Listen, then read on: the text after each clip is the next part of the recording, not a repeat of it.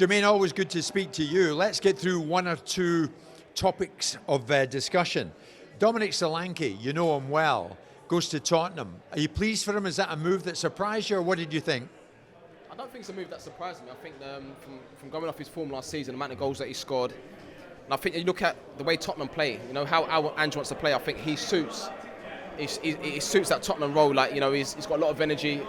He's like an old school number 9. He makes a lot of runs in behind. He presses high, which is obviously one of Ange's principles. You know, he always wants the strikers to press the goalkeeper and stuff like that. But I think he'll score a lot of goals in that Tottenham team. Just the way they play, I think he'll score a lot of goals. I'm happy for him. Did the fee, the price tag surprise you? 65 million. Yeah, it's a lot of money, but it's just the way the game's gone. To be honest, I think, you know, if you want a centre forward, it's going to cost a lot of money. You know, I hope he hits the ground running. You know, I hope he gets his first goal soon.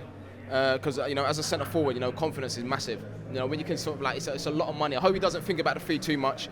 But I mean, in terms of his ability, you know, he showed last season that he's someone that can score goals consistently, and that. So I'm looking forward to seeing how he does. You'll be hoping, I would have thought, Jermaine, that this is a Tottenham side that at last, this is a Tottenham side that at last can go and win something.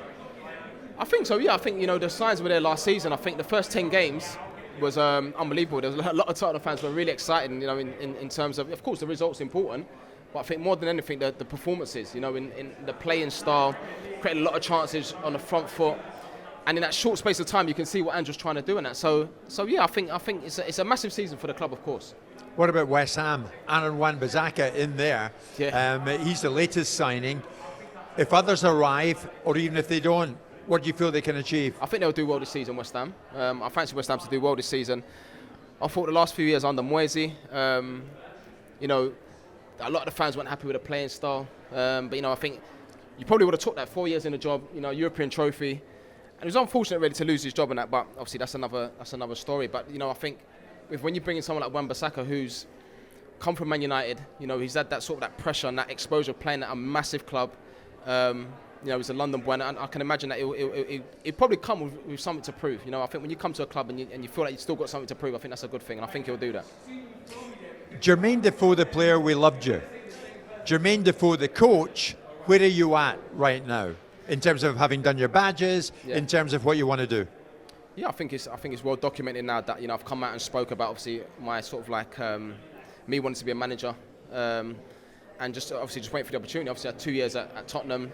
But even before Tottenham, I did a year at Rangers, you know, player coach role. And it was good at Rangers because I was exposed to sort of like a first team environment, doing a little bit of coaching. And I think that took me into Tottenham when I finished playing. Done 2 years there, obviously, you know, doing my badges. And yeah, Jim, just waiting for an opportunity now. If Philippe Clement offered you a spot at Ibrox, would you welcome it? Yeah, you know the answer to that. Of course I would. I mean, I loved it up there. You know, it's a special football club.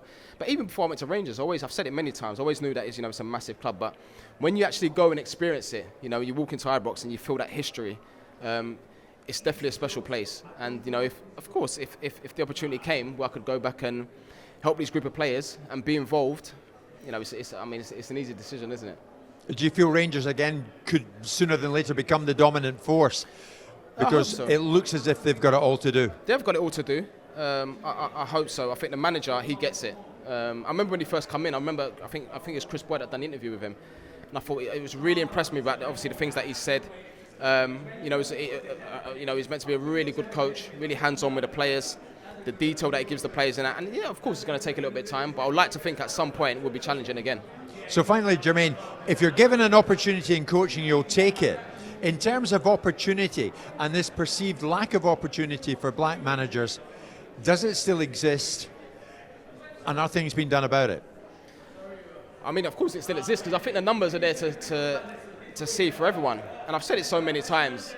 And to be totally honest, it's got to a point where it's like, keep talking about the same thing, the lack of black managers, but it is what it is. But at the end of the day, you know, everyone's journey is different. You know, there's been managers like Chris Hughton has had a chance. Chrissy coached me at Tottenham. You know, there's been Vieira at Palace. There's been managers that have had opportunities. Of course, we'd like to see more, but it's not something that puts me off, because I do believe that everyone's journey is different, and I do believe that I'll get an opportunity at some point. But when you do get the opportunity, you got to do well.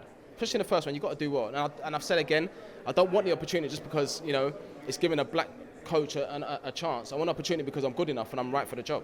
Do you feel you're going to be good enough?